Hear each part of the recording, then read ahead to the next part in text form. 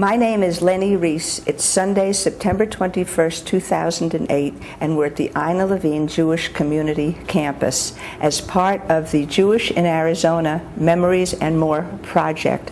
We are talking to Dr. Bob Kravetz, a gastroenterologist who has been in Phoenix since 1961 and is going to share some of his memories with us. Since 1975, you've been actively involved in Federation. What is it that triggered that involvement? In 1975, there was a young leadership mission to Israel, where 1,000 young leaders from across the country went to Israel to show our solidarity and support. And we had a very special mission, and during that time we had a candlelight ceremony at Masada. We marched through the streets, we met officials, we went to the kibbutz, we went to an old age home, and I came back very committed to the Jewish cause and to the state of Israel. And following that, I became involved in the Federation and fundraising, and I was involved with raising funds for doctors or from doctors. Sometimes I would have as many as 150 pledge cards in a year. Some people complain about having 6 or 8, but I never minded. And because I was committed, I felt that it was important.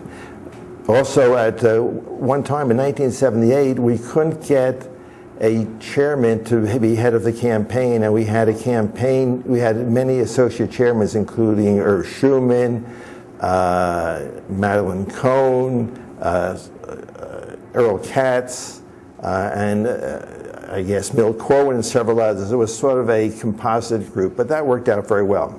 But the thing that I found most interesting and that sticks in my memory most is that during my fundraising activities, I met 3 special Israelis, and I'd like to tell you a little bit about those meetings. As you all know, in 1976, there was a flight that took off from Paris to Tel Aviv that was hijacked to Entebbe. And there were a number of the Israelis, or actually any Jews, were separated from the rest of the group, and they were held separately. And the concern for worldwide Jewry and in Israel was what should we do? And there was this very daring rescue to Entebbe.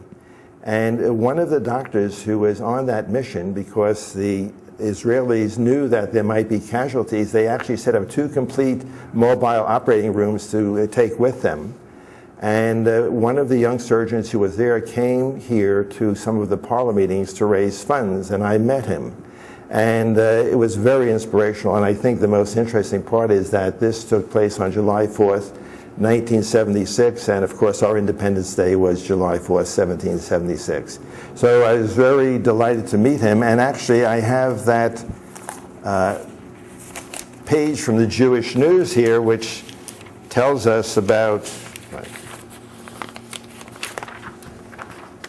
Doctor tells his part in Entebbe rescue. And here he is, and that was quite memorable. Now, I also had the pleasure of meeting another prominent Israeli, and this was Abba Eban. And Abba Eban was at one time the ambassador to the United States from Israel, and also the ambassador to the United Nations. And he came here during one of the fundraising missions and speaking across the country where they had major gifts. And here's a picture of Nancy and myself having a book signed, our book signed by Abba Eban. And he was just a wonderful gentleman, very literate, very articulate, very knowledgeable. And here's the book that Abba Eban signed for us. So that's a real treasure. Now, I think the most interesting story that I think is a novel is when I met Yitzhak Rabin. Now, as all you know, Yitzhak Rabin was the Prime Minister of Israel. And I think this was sometime in the 80s. He was also at a meeting, a major funds dinner, where we were to raise money, and it was my job, maybe I could use the term mission, to escort him back to his hotel. Now, the dinner was at a home in Scottsdale, which I wasn't familiar with the area. So after the dinner, they said, take Yitzhak Rabin back to his hotel. And I started to drive through the dark streets, and I was getting lost. And suddenly I hear from the back seat, and I must say Yitzhak Rabin kind of has this stern demeanor, and he said in his very solemn voice, "You're going the wrong way.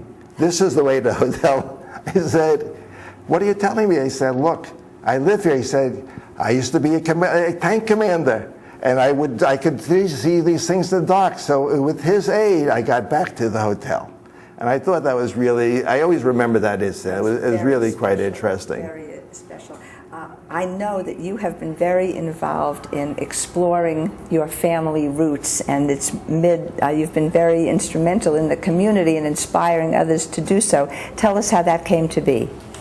Yes, certainly. In 1982, one of the Passages lectures had to do with the title was Mishpuchology. And there was a lecturer named Arthur Kurzweil, who was an internationally known Jewish genealogist. And I purchased his book called From Generation to Generation, or we would say in Hebrew, Lador Vador. And I became actively interested in the Jewish genealogy because I think it's important that we know our roots. I always tell people, if you don't know where you come from, you don't know where you're going to. And in 1986, we had a seminar here, which we had about 300 to 400 people relating to the study of Jewish genealogy. And we're still pursuing that even years later. And ironically enough, Kurzweil is coming back next spring, and I'm looking forward to seeing him and talking again about genealogy. I think it's very important that we know our roots. So obviously, if you get interested in Jewish genealogy and you're interested in Jewish history, then there are other aspects that you become involved in. And I did become involved in the 1990s with the Arizona Jewish Historical Society. And they do a wonderful job in preserving Jewish history in the community. And they're doing this excellent project about restoring our first synagogue at Temple Beth Israel. And it's just amazing to see what they've done. And not only are we going to have a restored synagogue, but we'll have a learning center and a museum. So it's a very exciting, dynamic project. And when we talk about the Jewish community, we don't mean people that have lived here just for many years, but even people who come in now, because today's young people are going to be tomorrow's ancestors, and that's important.